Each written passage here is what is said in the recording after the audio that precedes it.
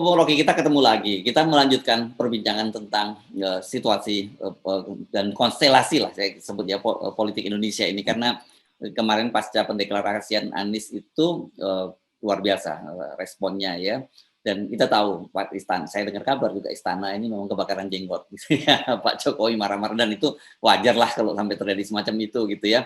Tetapi yang saya kira mungkin nanti buat Pak Jokowi akan lagi tambah kebakaran jenggot itu setelah baca atau harusnya sudah baca pernyataan Ketua Dewan Kehormatan Partai Golkar, Akbar Tanjung, yang menyatakan dia mendukung Pak Anies Baswedan bukan semata-mata karena sesama organisasinya kami, Kopral Alumni HMI, karena dia juniornya Pak Akbar Tanjung, tapi menurut dia Anies ini memang dia tepat menjadi gubernur DKI, dia intelektual yang juga bisa bekerja, tapi dia juga lebih tepat lagi kalau dia jadi presiden RI. Nah, ini kan sebenarnya sudah bisa duga ini kemana Bapak bola saljunya akan bergulir.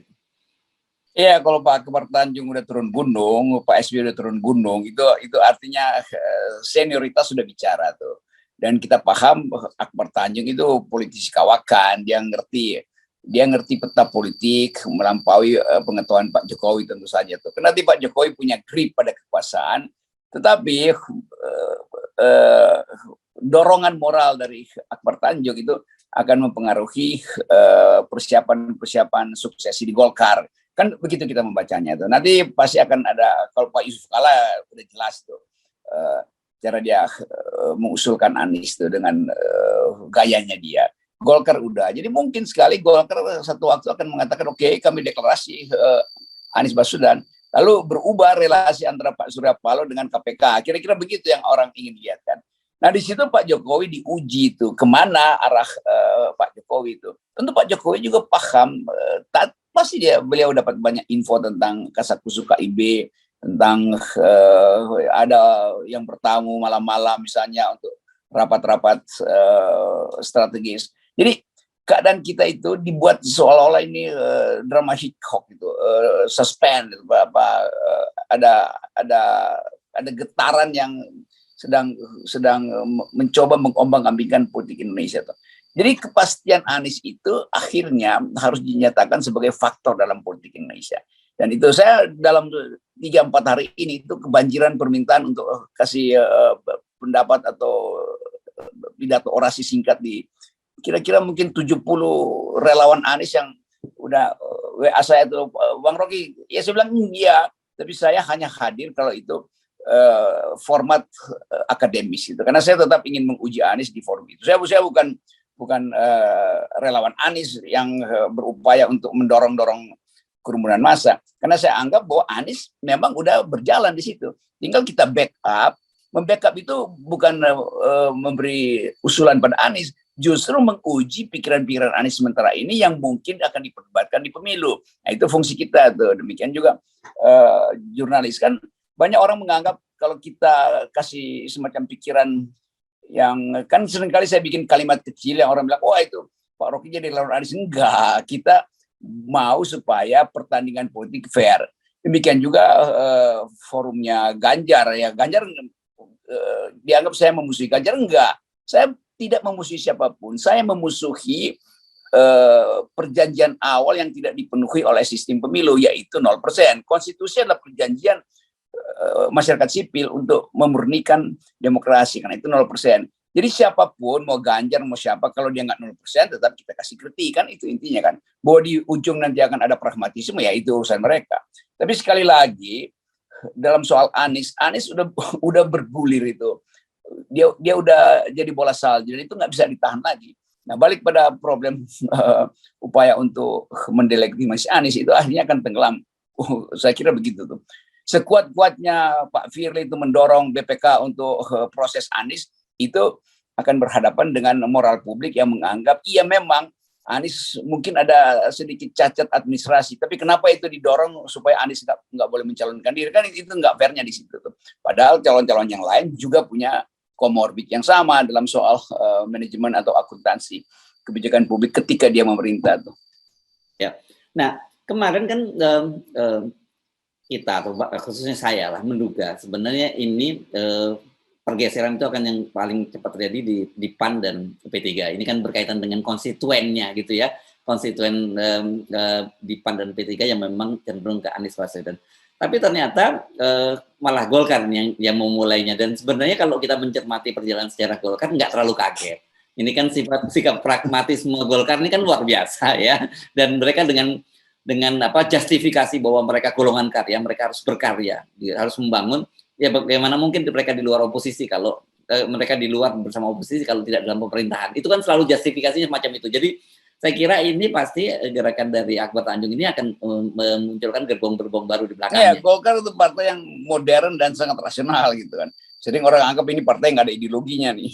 Karena memang bagi Golkar ya kesempatan untuk kaderisasi juga terbatas, sehingga lebih baik lakukan satu gerakan yang pada akhirnya rakyat mengerti bahwa Golkar memilih Anies karena ABCD, karena kesamaan cara berpikir yang rasional, kira-kira begitu kan. Itu platformnya akan ketemu juga. Golkar akan anggap Anies adalah figur sosok modern, dan Golkar selalu menganggap partainya partai modern tuh. Anies berpikir secara teknokratis, Golkar dari awal berpikir secara teknokratis. Jadi mungkin kesamaan program itu yang akan mengikatkan Golkar pada sentimen yang positif pada Anies kan. Nah, itu yang udah saya kira kan di Golkar kan ada komunitas-komunitas WA, HMI, Kino segala macam tuh. Akbar Tanjung pasti ada di semua komunitas itu tuh. Demikian juga Pak Yusuf Kalla. Karena ada kekuatan lain, Pak Ical segala macam tuh. Jadi kelihatannya ada satu konsolidasi yang mungkin masih agak lamban, tapi sinyalnya adalah Golkar itu lebih enak memilih Anies. Kalau dipaksakan Golkar memilih Ganjar juga agak kacau gitu kan. Karena ideologi Golkar dalam pembangunan itu beda dengan ideologi Ganjar. Karena Ganjar hanya akan meneruskan program-program Pak Jokowi. Golkar memang pendukung Pak Jokowi, tapi Golkar sendiri punya desain ekonomi yang bisa berbeda dengan desainnya Ganjar. Apalagi kalau dianggap bahwa Ganjar akhirnya diasuh oleh PDIP, di ujungnya mungkin PDIP akan bilang yaudah Ganjar aja jadi presiden. Nah, itu berbeda dia lagi dengan Golkar cara melihatnya. Jadi sekali lagi Anies itu jadi semacam patokan siapa sebetulnya calon presiden yang punya kapasitas intelektual, yang punya kemampuan teknokratis. Ya Golkar tadi kita melihat ya Anies yang ada di situ. Ini bukan kita ingin jodohkan Golkar dengan Anies, tapi kita mau lihat tuh kesejajaran antara desain program Golkar dan cara berpikir Anies dalam soal pembangunan. Ya, ya, dan kita juga membaca yang kita sebut sebagai political behavior dari Golkar gitu ya. Dan kalau itu faktor utama memang political behavior Golkar yang ya nggak kemana-mana tapi ada di mana-mana. Ya. Oke. Tapi ini menarik ya. Saya kira ini kan kemarin kita dalam posisi kelihatannya KPK itu tetap setel kencang gitu, ngegas gitu ya, seperti Alex Marwata bahwa itu tidak mempengaruhi karena itu belum resmi dicalonkan. Kan kalau Firly seperti investigasi Tempo menyebutkan kalau sudah resmi dicalonkan oleh partai politik ya kita mungkin harus menunda penyidikannya gitu ya. Tapi sementara kemarin kalau Alex van der Warta tegas bahwa ini belum resmi, jadi kita mesti jalan terus. Tapi belakangan kan kemudian dikoreksi oleh deputy-nya, di bawahnya justru yang mengkoreksi, deputy penindakan Irjen Polisi Karyoto yang dia menyatakan ini masih penyelidikan, jadi belum ada tersangkanya. Saya kira ini pasti tarik menarik ya. Semakin besar dukungan politik kepada Anies Baswedan, pasti KPK akan semakin mundur gitu. Nah, semakin lemah dukungan politik terhadap Anies Baswedan, KPK akan semakin maju gitu. Itu nasib dari KPK sebagai lembaga yang akhirnya terlihat tidak independen kan. Kalau dia independen, nggak akan ada dua macam paradigma di situ kan. Jadi terlihat bahwa di dalam KPK orang juga udah mulai cemas, jangan-jangan Anies bisa terpilih ya. Lalu KPK nasibnya di mana nanti kan? Atau tokoh-tokoh KPK. Iya. Itu yang mulai terjadi, politikin dalam KPK. Apa penyebabnya? Ya karena Presiden Jokowi melemahkan institusi KPK, sehingga KPK kemudian bermain politik. Jadi itu udah statement politik kan. Anies belum, padahal Firly bilang harus tuh. Jadi persaingan di dalam internal KPK terjadi karena kondisi-kondisi yang tadinya bagus di KPK itu dibatalkan oleh kepentingan Pak Presiden. Kan Pak Presiden pada waktu itu yang menginginkan supaya ada pembaruan total di KPK. Ternyata pembaruannya artinya KPK dipangkas tentakel-tentakelnya tuh. apa namanya kemampuan dia untuk apa tuh tentakel ya, carilah di Google. Ya, tentakel nih kayak punya kemampuan ya. Oke. Ya, tangan-tangan panjang tangannya, itu. kayak gurita lah, guritanya. Nah, ya itu kemampuan. Kan mestinya begitu kan, KPK mesti jadi gurita supaya tangannya itu bisa nyampe ke mana-mana. Dipangkas-pangkas. Nah sekarang cemas lah. Jadi kelihatannya Anies ini memang mengubah segala macam persepsi itu, termasuk KPK. KPK akhirnya dia mesti berpikir bahwa jangan-jangan Anies menang kan. Itu soalnya. Jadi kecemasan itu menunjukkan bahwa memang dari awal KPK sebetulnya didesain hanya untuk mengganggu Anies. Kan itu yang terbaca kan. Ya. Kan harusnya kan tidak seperti itu ya, karena bagaimanapun KPK ini lembaga penegak hukum lah, seperti Dewi Keadilan itu mesti matanya tutup gitu ya, matanya tutup dengan pedang dan dia tebas saja, pokoknya siapa yang salah tebas, harusnya kan begitu. Iya, seringkali Dewi Keadilan matanya tertutup, kantongnya terbuka. Apa berarti ini? Itu Dewi Keadilan kontemporer ya, saya kira ya. Keadilan kita sekarang kan begitu tuh. Jadi tukar tambah politik, ya Dewi Keadilan bilang ya di belakang gue nggak bisa lihat dan lakukan tukar tambah di belakang kan. Tapi kita tahu bahwa Dewi Keadilan itu adalah mewakili rasa keadilan publik dan selalu Dewi Keadilan nanti dia buka juga matanya lalu dia bilang yang sana sebetulnya timbangannya diberati oleh politik dan timbangan bagian kirinya diberati oleh yang moral kan, itu intinya. Jadi sekali lagi ini problem kita ke depan ini bagaimana Presiden Jokowi sebetulnya di ujungnya untuk menyatakan kalau begitu ya memang Anies adalah pilihan rasional tuh. Kan orang tunggu itu lalu gemparlah PDIP kan yang gempar pertama kan PDIP. Ya. Oke, jadi saya kira tapi kita mesti mengingatkan para pendukung Anies Baswedan jangan terlalu gembira dulu. Proses politiknya masih panjang, tarik-menariknya masih akan terjadi. Tetapi memang satu hal yang pasti bahwa ini bukan proses hukum, tapi ini proses politik. Ya, itu proses politik, apapun bisa terjadi itu. Kalau tiba-tiba pragmatisme tinggi sekali, lalu Pak Jokowi bilang, ya saya ingin Anies jadi presiden, tapi saya titip Pak Ganjar di situ kan. Ya udah, itu artinya pukulan bagi Pak Prabowo. Karena Pak Prabowo juga merasa bahwa Anies tidak jujur, karena dia udah menyatakan taat pada janjinya sehingga Pak Prabowo bersiap jadi presiden. Jadi betul itu harus masih panjang dan sebagai orang yang menonton kita gembira kalau ini memang panjang. Nah kalau panjangnya nggak nyampe, mending perpendek aja kan.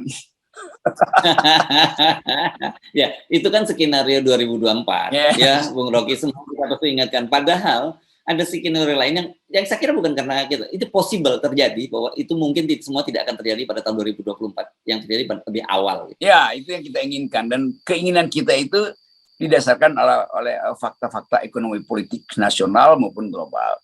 Yang pertama tentu adalah membusuknya institusi-institusi demokrasi itu, membusuknya tokoh-tokoh yang kita bayangkan bisa menghasilkan pikiran-pikiran alternatif. Jadi ketiadaan ide dan rusaknya institusi itu potensi untuk membatalkan pemilu. Faktor luar tentu tetap ketegangan di Cina Selatan, Indo-Pasifik, karena Korea Utara, Amerika udah kirim kapalnya di depan mulut Korea Utara misalnya, itu ada persiapan perang, kita mesti bayangkan itu.